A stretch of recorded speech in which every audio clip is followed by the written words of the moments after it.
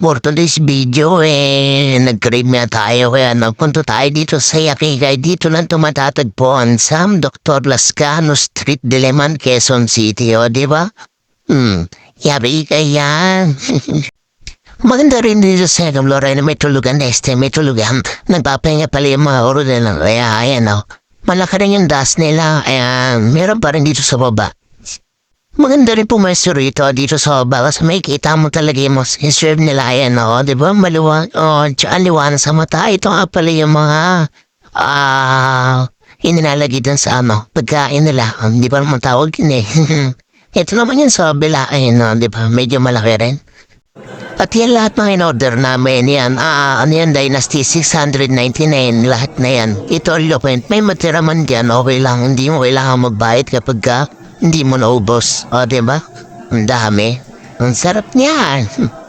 Kaya ano pa yung hintay mo, tara, kain na tayo.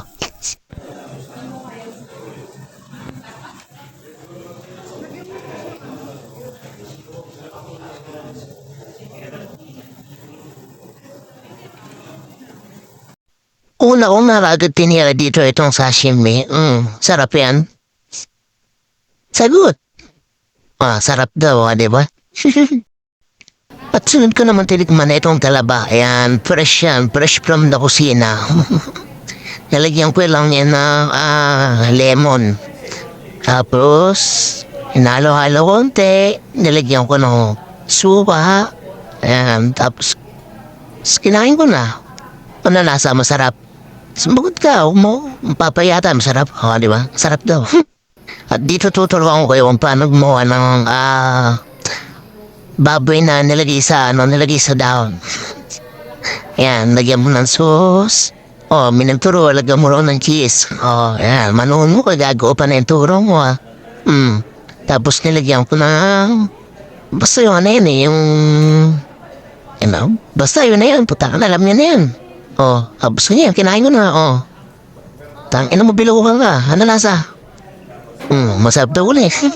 Bisa niyo masarap pa niyo maniwala eh. Tapos nila naman, tinikman ko naman tong escallop. Niluto ko na siya kasi mas masarap siya pag luto eh. Tapos lagyan ko ng cheese, Tikman na natin. Lasa. Sarap. Sarap. Mas masarap yan. Tapos sinunod ko na rito itong alimasag. Yan. Alimasag din sila rito. Puta, magsasawa ka rito. Sasakit nga ng batok mo rito paglabas mo. Hospital na diretso kapag high blooding ka. Yan. Forward na natin. Masyado nang madaming kalikutin yun.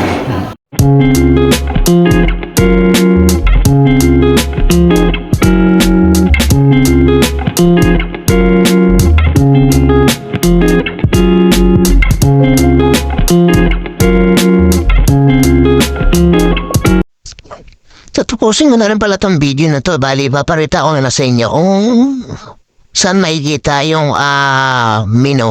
Salamat sa pagsama. Bye-bye.